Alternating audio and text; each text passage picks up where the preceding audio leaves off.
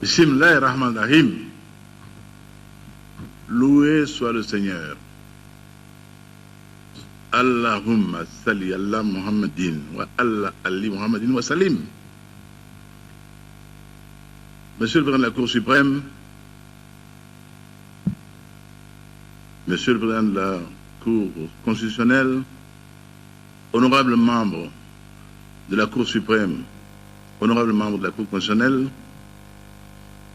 Monsieur le Président Moussa Traoré, El Hadj Moussa Traoré, Général Moussa Traoré, votre présence ici aujourd'hui ne me surprend guère. Elle est le fait du grand républicain que vous êtes, en général. L'on comprendra donc que mes hommages commencent par vous. Monsieur le Premier ministre, chef du gouvernement de la République du Mali, Monsieur Django Sissoko, Mesdames et Messieurs les membres du gouvernement de la République du Mali, Excellences, Mesdames et Messieurs les membres du corps diplomatique et consulaire, ainsi que les organisations de coopération internationale accréditées auprès de la République du Mali, Mesdames et Messieurs les représentants des partis politiques nationaux,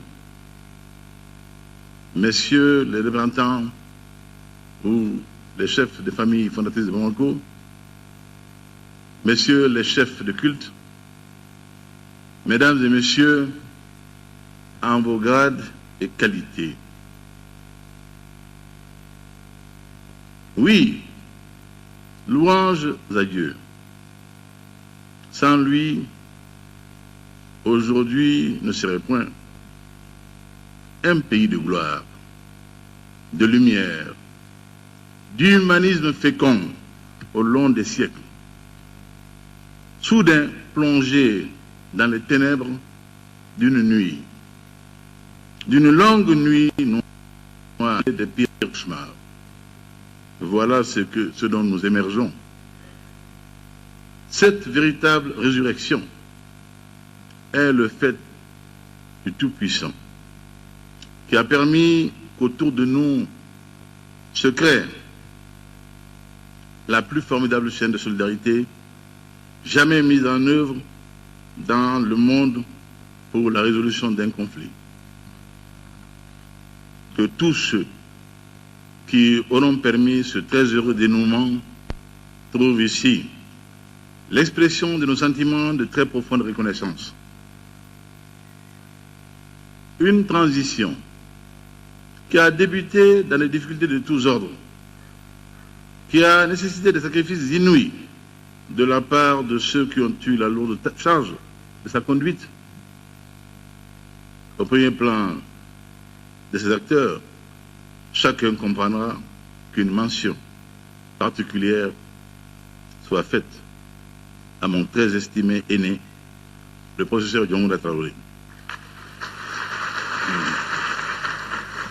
Grand frère, au jour de la reconnaissance du mérite, il est certain que ton nom brille au fronton de l'édifice national. Ton calme olympien, légendaire, ta grande sérénité dans la tempête, ton éternel et inébranlable optimisme auront permis de franchir bien des handicaps. La construction du Mali nouveau aura besoin de l'expérience fabuleuse acquise dans la douleur, la patience et un courage certain. Que tous ceux qui t'ont accompagné dans cette difficile et délicate épopée prouvent ici notre reconnaissance solennelle pour l'œuvre salvatrice accomplie au nom et pour la patrie malienne. Vos efforts, Monsieur le Président, par intérim, vos efforts, Monsieur le Président de la République, par intérim, et ceux de vos différentes équipes, malgré une somme colossale d'énergie déployée dans tous les domaines, n'aurait pu nous conduire à un dénouement aussi rapide et heureux sans la magnifique mobilisation d'une chaîne de solidarité inédite dans l'histoire contemporaine.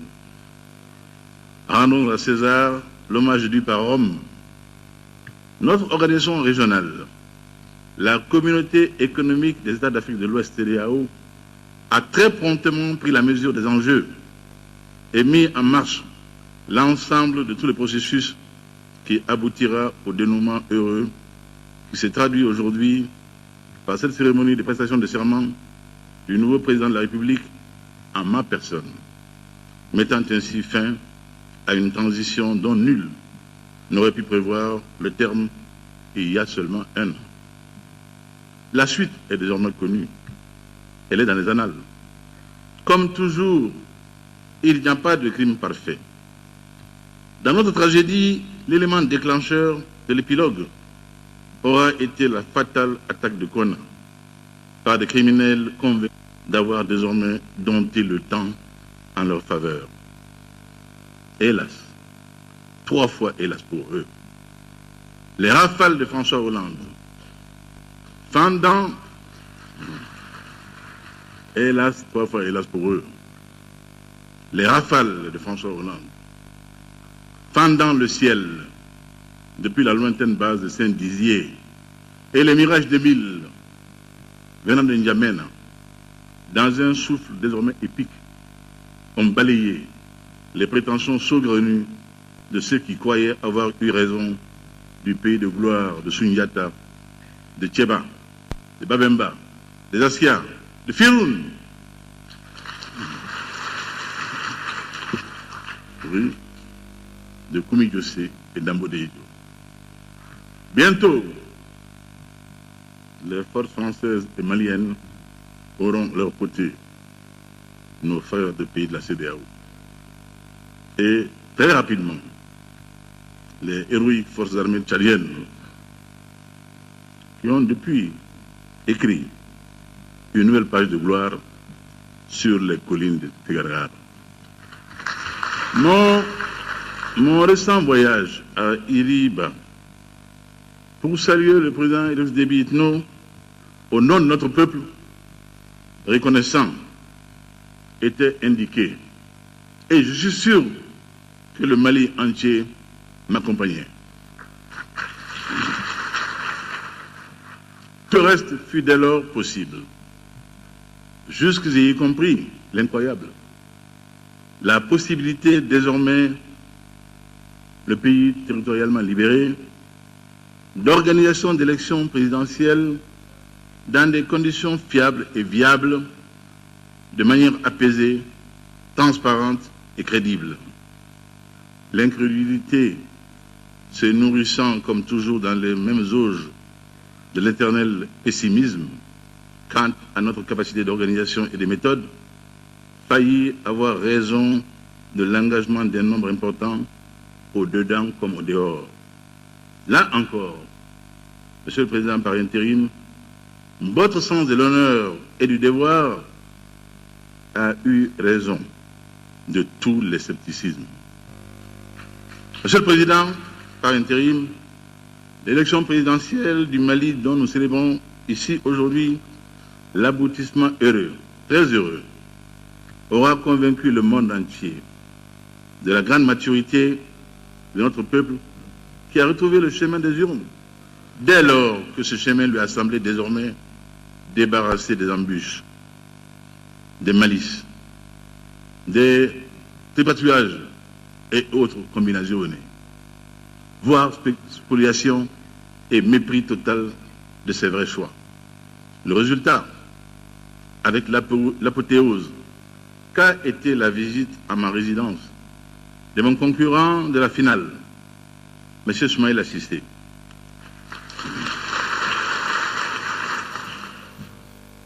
Mon frère Soumaïla Cissé a fini de convaincre le monde que désormais, il faudra compter avec le Mali. Un Mali sur un socle de légitimité avérée, en acier trempé. Je puis, Monsieur le Président de la Cour suprême, Mesdames et Messieurs, vous dire que le Président de la République que je suis désormais, grâce à cette confiance massive des Maliennes et des Maliens, fera de ce socle le départ du renouveau de notre pays dans tous les domaines. Inch'Allah. Inch'Allah. Ah, Malienne, Malien, j'ai compris votre message. Il m'est allé jusqu'au fond de l'âme. Je prends ici l'engagement de le traduire désormais au quotidien pour l'honneur du Mali, pour le bonheur des Maliens, le Mali d'abord. La confiance, la très grande confiance placée en moi ne sera jamais galvaudée. Je veillerai désormais à sauvegarder notre peuple en ses personnes et ses biens. La vie du Malien vaudra désormais son prix inestimable. Aussi voudrais-je ici solennellement engager tous ceux qui ont mission et vocation à protéger et sauvegarder notre peuple à s'acquitter consciencieusement, très consciencieusement de leur mission. C'est le lieu, chers compatriotes, c'est le lieu de vous dire ma révolte et mon indignation, tout en m'inclinant avec la plus grande piété et une compassion réelle sur toutes les victimes récentes de la cupidité de certains et que des eaux maîtrisables ont emporté, les arrachant à notre pays et aux leurs. Une enquête approfondie devra établir, sans tarder, toutes les responsabilités à l'origine de cette tragédie. Il en sera désormais ici, il en sera désormais ainsi en République du Mali.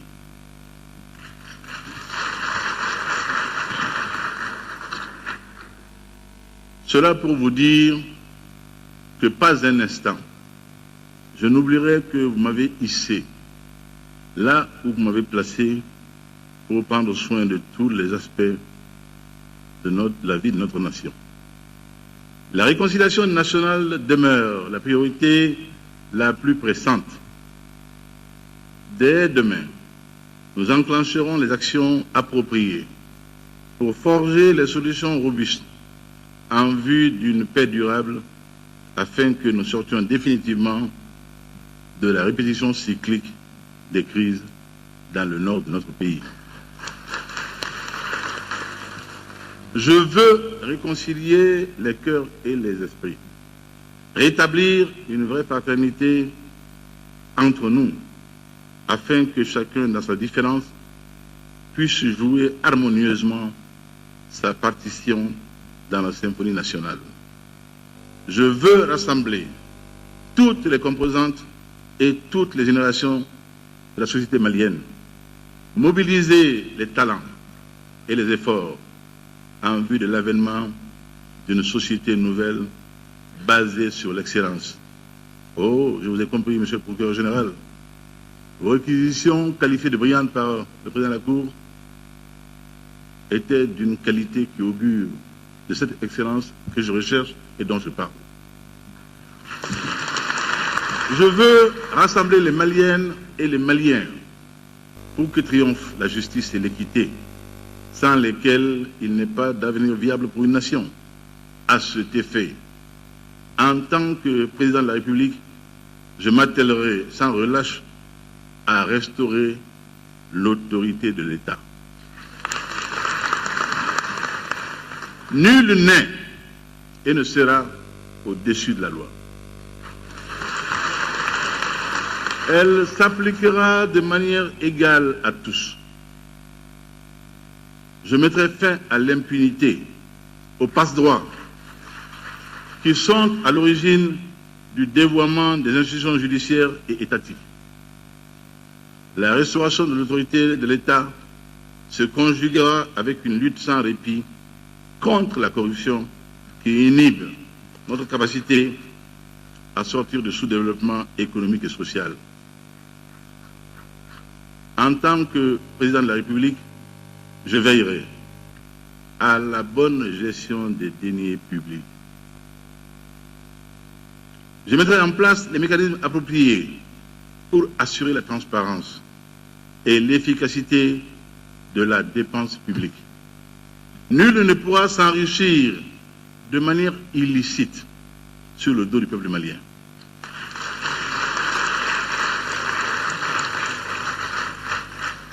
Je ne dis pas que nul ne pourra pas s'enrichir, mais pas de façon illicite et sur le dos du peuple malien.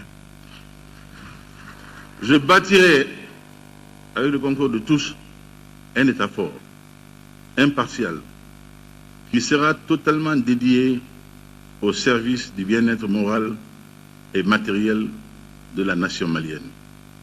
Mesdames et messieurs, mes chers compatriotes, j'œuvrerai pour que les Maliens retrouvent foi en l'avenir, qu'ils aient confiance dans leur futur et le futur du Mali et de l'Afrique.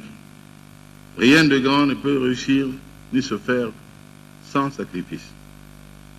Il faut accepter de tendre la main à l'autre afin de bâtir ensemble un Mali nouveau qui sera en mesure d'apporter une contribution significative à l'unification de l'Afrique au cours de ces siècles. Nos atouts sont innombrables. Le peuple malien est ingénieux, travailleur. Il recèle en lui une formidable énergie et d'énormes potentialités. Il est prêt à assumer pleinement son destin. Il veut écrire une nouvelle page de son histoire. Elle sera, Inch'Allah, toute de gloire pour l'honneur du Mali, pour le bonheur des Maliens, le Mali d'abord. Vive la République, vive le Mali éternel.